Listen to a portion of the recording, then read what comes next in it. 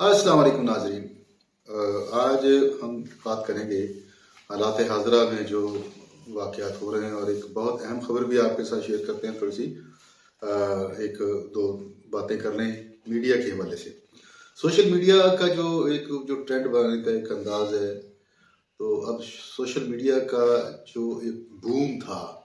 वो आहिस्ता आहिस्ता तनज़्ज़ुली का शिकार है, क्योंकि जो रेगुलर सोशल मीडिया यानी कि जिसमें हम ट्विटर है, यूट्यूब ये वगैरह देखते हैं, तो जो इसके परमानेंट यूज़र है, रेगुलर यूज़र है, वो अब थोड़ा सा अवॉइड करते हैं फेक न्यूज़ से,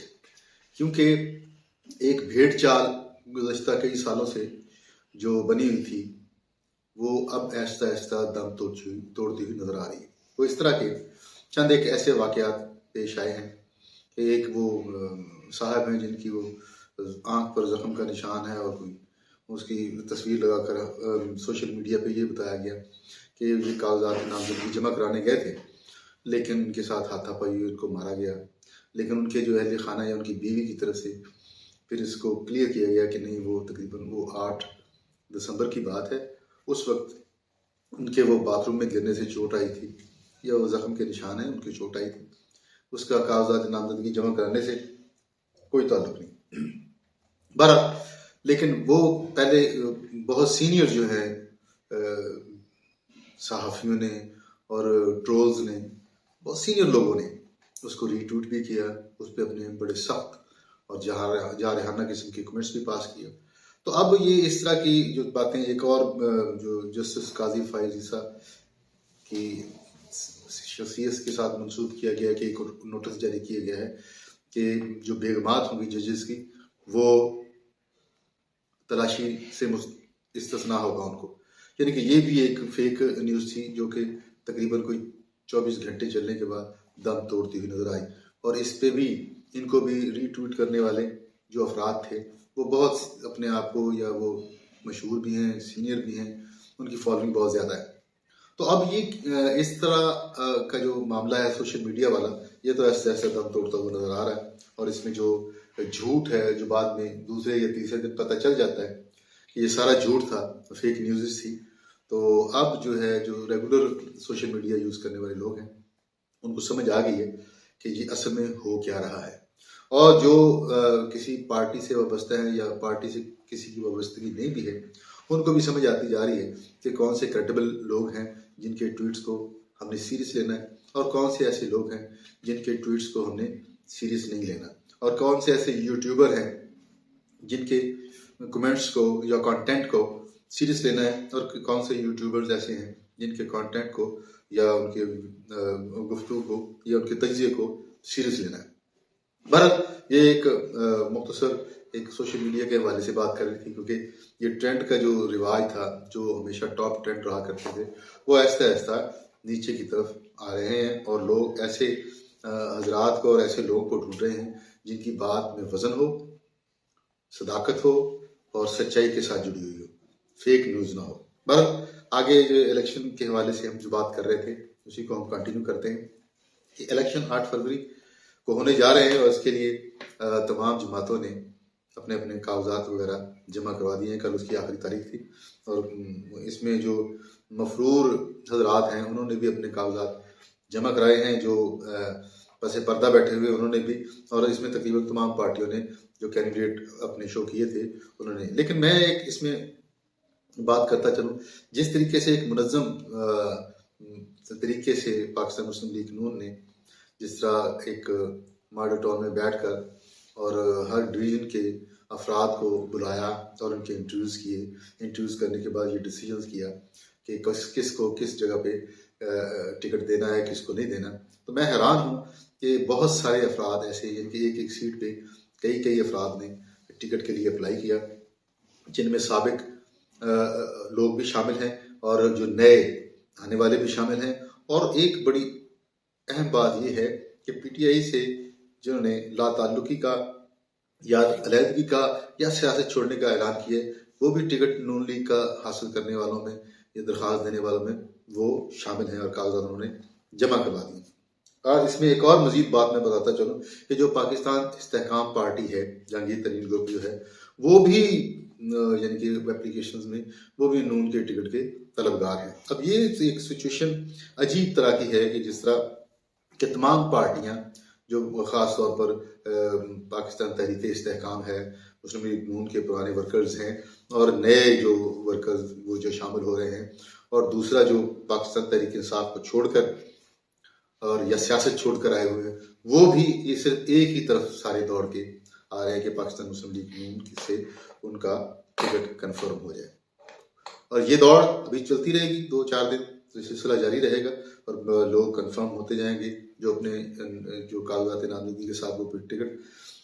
साथ ऐड करेंगे तो ये कंफर्म हो जाएगा कौन से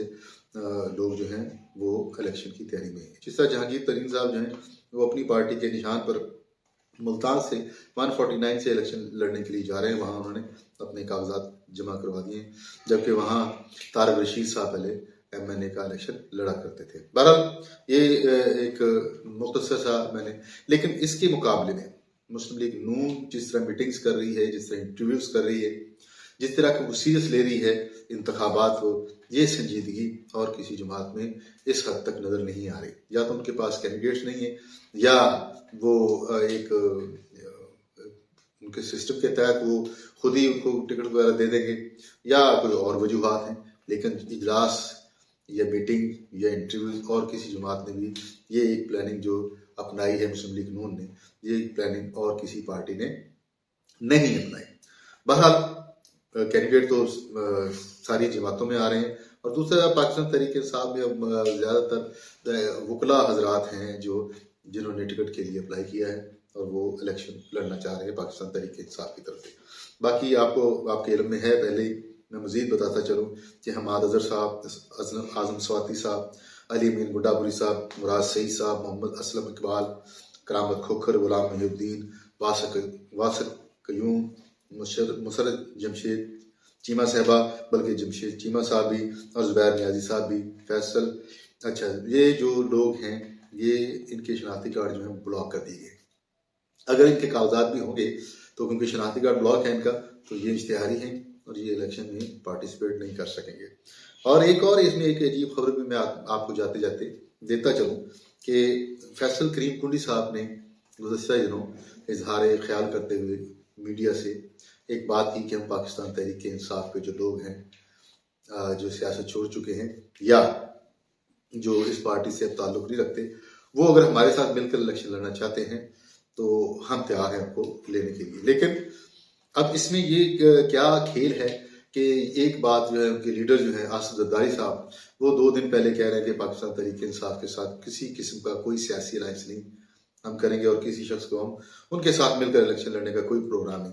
लेकिन फैसल करीम कुंडी साहब क्या आसिफ जरदारी साहब की मुआवनत से या मशावरत से ये बात कर रहे हैं, या सिर्फ वो अपने हल्के की हद तक महदूद हैं उनके, क्योंकि फैसल करीम कुंडी साहब के हल्के में वो चाह रहे हैं कि जो पाकिस्तान तहरीक इंसाफ का वोटर है वो फैसल करीम कुंडी साहब के हक में चला जाए या उनकी तरफ डाइवर्ट हो जाए। तो शायद वो अपनी अपनी जैसे ये मफादात की जंग है या मफादात का चक्कर है, इसीलिए वो चाह रहे हैं कि वो अपने ये मफादात जो है ना वो पाकिस्तान तहरीक इंसाफ का जो अब क्योंकि आपको पता है कि बल्ले का निशान जो इलेक्शन कमीशन ने वो खत्म कर दिया है। पाकिस्तान तहरीक इंसाफ से बल्ले का निशान भी उन्होंने ले लिया है। अगर कोई यानी कि ये पहले वो कंसेप्ट था कि जो आज़ाद कैंडिडेट होंगे या जिनको बल्ले का निशान मिल जाएगा वो अपने इलेक्शन लड़ेंगे, लेकिन अब सूरत हाल इस तरह की है कि कदम करार दे दिया है और ये बल्ले के निशान पे इलेक्शन पाकिस्तान तहरीक इंसाफ के कैंडिडेट नहीं लड़ सकते। बहरहाल देखें, आसिफ जरदारी साहब, मियां नवाज शरीफ साहब और पाकिस्तान तहरीक इंसाफ से गौहर साहब जो है चेयरमैन पार्टी के, ये कोशिश कर रहे हैं कि इलेक्शन में किसी तरीके से अपनी अपनी नुमाइंदगी वाजे या अक्सरियत को अपनी वाजे बर्तरी दिलवाने में कामयाब हो जाए। लेकिन जो इस वक्त की पॉलिसी या इस वक्त की प्लानिंग पार्टी की नज़र आ रही है वो संजीदगी सिर्फ मुस्लिम लीग नून में नज़र आ रही है। उनकी मीटिंग से, उनके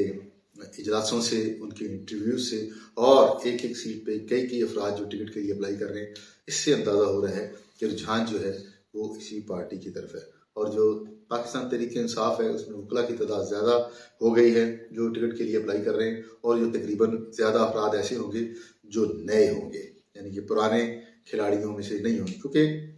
अगर इसका तजिया करें हम तो बहुत सारे लोग हैं जो रूपोशी पसे पर्दा हैं, बहुत सारे लोग ऐसे हैं यानी कि जो 40-45 के करीब ऐसे लोग हैं जो पाकिस्तान इस्तेहकाम पार्टी में चले गए हैं और बड़ी तनकीद कर रहे हैं पाकिस्तान तहरीक इंसाफ पर। और इतनी ही तादाद KPK से जो परवेज खट्टक की तरफ डाइवर्ट हो गई है, और वो भी परवेज खट्टक साहब भी एक उन्होंने नैरेटिव अपनाया हुआ है, वो भी जो बानी तहरीक इंसाफ है उनके खिलाफ वो गुफ्तगू करते हुए पाए जा रहे हैं। यानी कि दो, एक परवेज खट्टक साहब और जहांगीर तरीन साहब के लोग, ये दोनों का एक ही मौक़िफ़ है कि उन्होंने पाकिस्तान तहरीक इंसाफ में अपना वक्त गुजारा, लेकिन उन्होंने पाकिस्तान तहरीक इंसाफ को एक अच्छी लीडरशिप से महरूम पाया, या ये समझने कि उनकी कारकर्दगी पे वो जो सवालिया निशान उठाते हैं, या सवालिया निशान यही है कि वो कारकर्दगी वो नहीं दिखा सके जो उनको दिखानी चाहिए थी, बल्कि उसमें करप्शन होती रही। देखें 8 फरवरी को क्या होने जा रहा है इलेक्शन में, कौन सी पार्टी कितनी सीटें, क्योंकि दावे तो बहुत करते हैं, जैसे राना सनाउल्लाह साहब भी कह रहे हैं कि मुस्लिम लीग नून जो है वाज़ेह अक्सरियत 120 सीटें तो उनकी पक्की, वो तो वज़ीर आज़म चौथी मरतबा बना के बैठे हुए। और इसी तरह बिलावल भुट्टो जरदारी साहब का भी दावा, उनके पार्टी के लोग भी यही दावा कर रहे हैं कि अगले वज़ीर आज़म जो है वो बिलावल भुट्टो जरदारी है। लेकिन अभी अगर बलूचिस्तान और सिंध की सूरत हाल जो नज़र आ रही है, उसमें आसिफ जरदारी साहब जो लोग शामिल किए हैं उन्होंने, उससे ये लग रहा है कि बलूचिस्तान में कभी इम्कान है कि पाकिस्तान पीपल्स पार्टी हुकूमत बनाने जा रही है, यानी कि वो कोशिश करेंगे कि बलूचिस्तान और सिंध में वो अपनी हुकूमत कायम करने में कामयाब हो जाएं। दूसरा ये है कि कराची से मियाँ शहबाज शरीफ साहब इलेक्शन लड़ने जा रहे हैं, और देखना ये है कि जिस तरह एक MQM उनके मुकाबले में कोई कैंडिडेट खड़ा करती है या उनकी हिमायत का ऐलान करती है, तो अगर वो हिमायत का ऐलान करती है तो ये मुस्लिम लीग नून और पाकिस्तान पीपल्स पार्टी के दरमियान मुकाबला होगा, लेकिन अगर उनका अपना कैंडिडेट होगा तो ये तीनों आपस में मुकाबला करेंगे। फैसल वावड़ा साहब का भी आपके इल्म में है, मजीद आपको बताते चलें कि फैसल वावड़ा साहब जो कि वजीर भी रहे हैं गुज़श्ता हुकूमत में पाकिस्तान तहरीक इंसाफ में, आज कल मुलाकात के बड़े चर्चे हैं कि उन्होंने आसिफ जरदारी साहब से मुलाकात की है और अपने मुस्तकबिल का फैसला कर लिया है कि वो पाकिस्तान पीपल्स पार्टी के प्लेटफॉर्म से इलेक्शन लड़ेंगे और भरपूर तरीके से उसकी नुमाइंदगी करेंगे। बहरहाल आने वाले दिनों में देखें क्या होता है, और हम ये दुआ गो हैं कि अल्लाह ताला पाकिस्तान के मुस्तकबिल के लिए बेहतर लोगों को अवाम जो पाकिस्तान की वो चुने और वो बेहतर तौर पर पाकिस्तान की खिदमत कर सके। अब तक के लिए इतना ही, बहुत बहुत शुक्रिया। अस्सलाम वालेकुम।